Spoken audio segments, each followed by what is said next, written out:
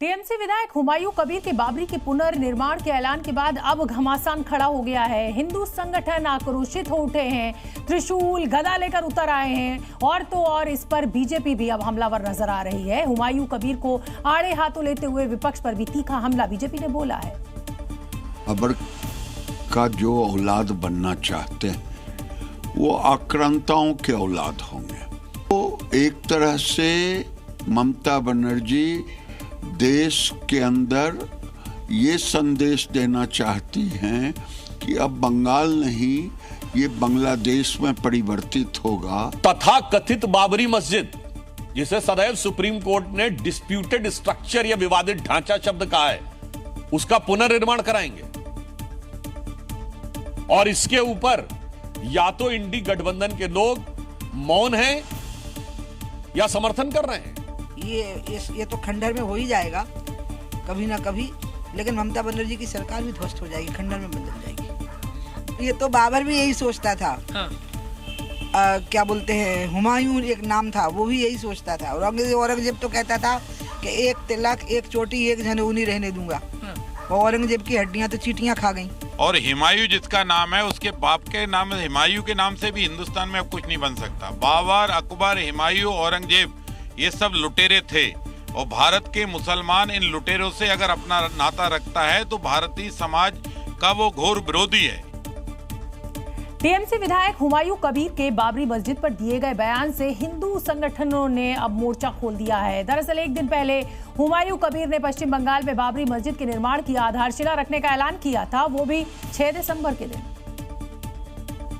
जिसके बाद हिंदू संगठनों के लोग आक्रोशित हो उठे। यही नहीं, हाथों में फावड़ा, गदा, तलवार और त्रिशूल लेकर निकल आए। हिंदू संगठन ने कहा किसी भी कीमत पर देश में बाबरी मस्जिद नहीं बनने देंगे। जो हुमायूं कबीर है वो बाबर की औलाद है, मुझे ऐसा लग रहा है। ये देश बाबर का नहीं है।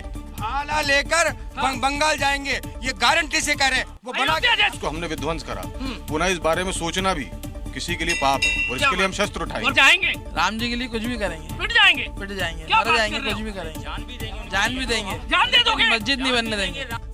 दरअसल टीएमसी विधायक हुमायूं कबीर ने 6 दिसंबर को बाबरी मस्जिद की आधारशिला रखने का ऐलान किया था, जिस पर उमा भारती ने कहा था कि बाबर के नाम से बनी हुई इमारत का वही हाल होगा जो 6 दिसंबर को अयोध्या में हुआ था। उत्तर प्रदेश के संभल में हिंसा की पहली बरसी पर इलाके में सुरक्षा कड़ी कर दी गई है। विवादित धार्मिक स्थल समेत पूरे शहर में ड्रोन कैमरों से छतों की निगरानी की जा रही है। पिछले साल 24 नवंबर को जामा मस्जिद में सर्वे के दौरान हिंसा भड़क गई थी, जिसकी बरसी पर संभल शहर को छावनी में तब्दील कर दिया गया है। हर इलाके पर योगी फोर्स ने कब्जा जमा लिया है। संवेदनशील इलाकों पर कड़ी नजर रखी जा रही है। मस्जिद के आसपास इलाके की निगरानी की जा रही है। चप्पे चप्पे पर योगी फोर्स के जवानों की तैनाती की गई है। धार्मिक स्थल समेत पूरे शहर पर ड्रोन और कैमरे से निगरानी की जा रही है। शहर में लगातार आरआरएफ और पीएसी के जवान फुट पेट्रोलिंग कर रहे हैं। पूरे इलाके को 16 सेक्टरों में बांटा गया है। नई पुलिस चौकी और चेक पोस्ट बनाए गए हैं। 8 थानों की पुलिस, 4 सीओ की तैनाती की गई है। आरआरएफ और पीएसी के 200 जवानों को लगाया गया है।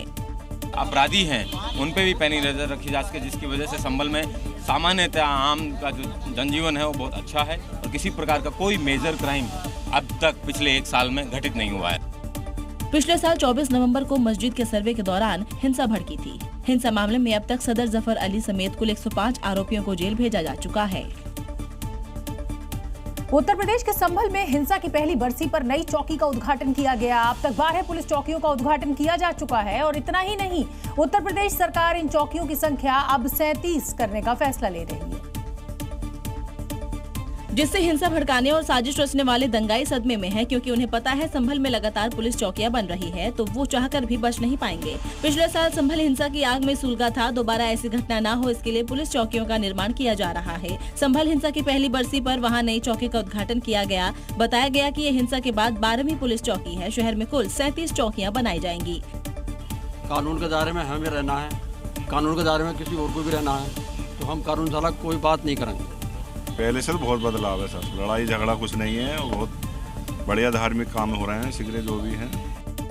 संदेश साफ है कि संवेदनशील इलाकों पर योगी फोर्स की पूरी नजर है, यानी अपराधी कोई भी हो बच नहीं सकेगा। उसे 24 घंटे निगरानी रखी जाएगी।